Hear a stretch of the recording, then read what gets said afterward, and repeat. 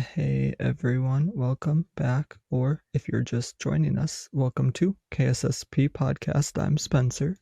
I'm Katie. And today in this episode, we're going to be talking about PCP. So, first, we're going to start with an image from UC San Diego. Right here, we have the boton and the spine. We see the Seltzer-3 maintained synapses, WNT5A, RYK, and Vangel-2 disassemble synapses. So we've got the synapse main tenon, and the A beta oligomers bind to the Seltzer-3.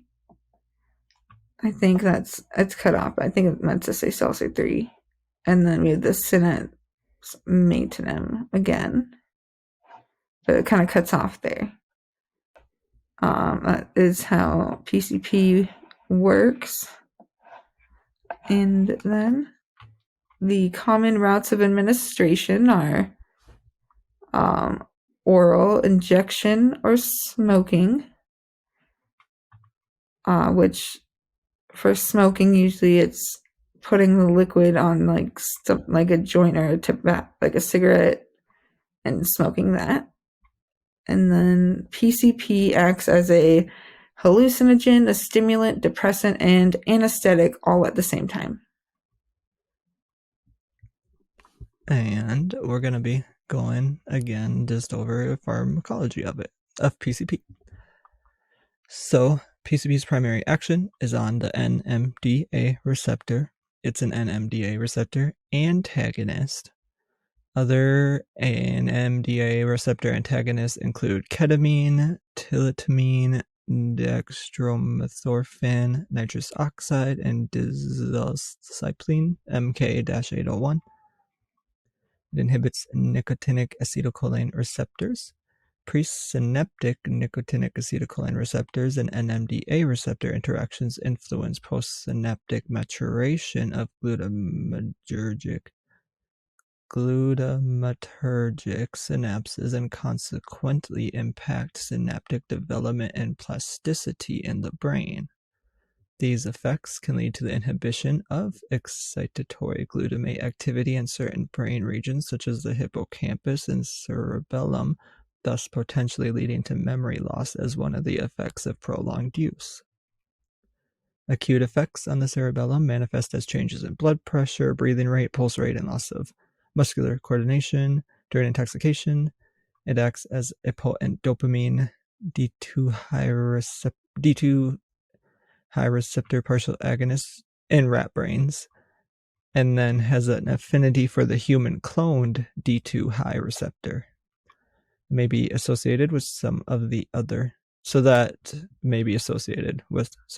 more psychotic features of PCP intoxication, which is evidenced by the successful use of D2 receptor antagonists such as Haldol in the treatment of PCP psychosis.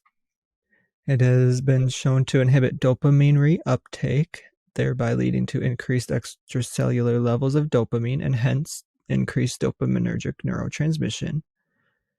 There's little affinity for the human monoamine transporters, including the dopamine transporter. Its inhibition of monoamine reuptake may be mediated by interactions with allosteric sites on the monoamine transporters.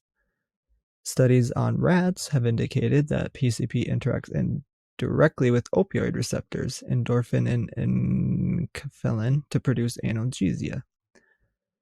Results suggest that PCP is a highly selective ligand of the NMDAR and O2 receptor. PCP may also interact with allosteric sites on the monoamine transporters to produce inhibition of monoamine reuptake. Phencyclidine is an NMDA receptor antagonist that blocks the activity of the NMDA receptor to cause anesthesia and analgesia without causing cardiorespiratory depression. And NMDA is an excitatory receptor in the brain. Phencyclidine enters the ion channel and binds reversibly and non-competitively inside the channel pore to block the entry of positive ions into the cell, thereby inhibiting cell depolarization. And studies on rats have indicated that PCP interacts indirectly with opioid receptors, which I think that was already mentioned. So,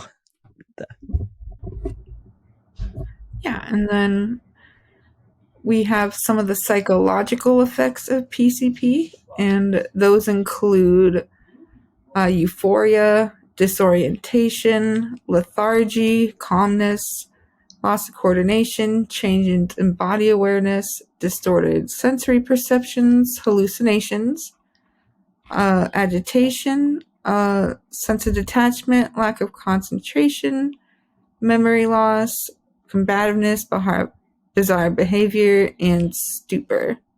So, additionally, and some of these might be repeated, PCP can cause a person to experience a loss of balance and coordination, depersonalization or feelings of detachment, sound, image, and body distortion, of course, euphoria, as we mentioned, and then a loss of sensation and inability to feel pain, numbness in the arms and legs, feelings of impending doom, and acute anxiety, agitation, and mood swings.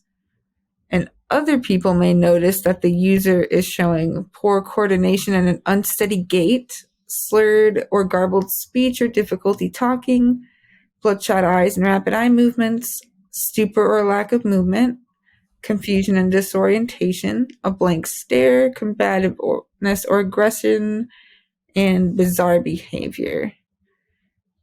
There may be drooling, and it can also lead to rigid muscles, amnesia, memory loss, delusions, irregular heartbeat and low blood pressure, reduced breathing rate, chills and sweating, and dizziness, nausea, and vomiting.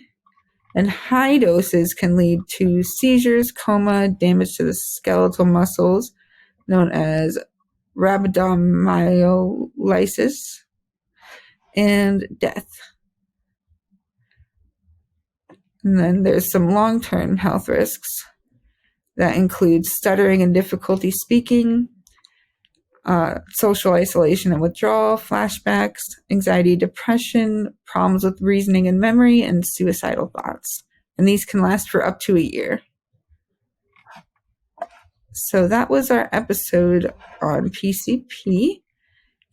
And join us in our next episode as we discuss quitting drugs. So withdrawal symptoms for different drugs and making a plan to quit drugs if that's what you're choosing to do. And as always, you can leave a comment below if you have any topics that you want to hear us go over in future episodes.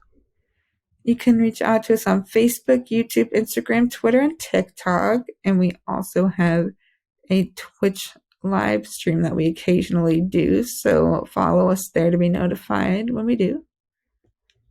And don't forget to give this video a like, as well as follow or subscribe to our other social media accounts and turn on notifications so that you get notified when our new content comes out. Otherwise, we will see you all in the next video.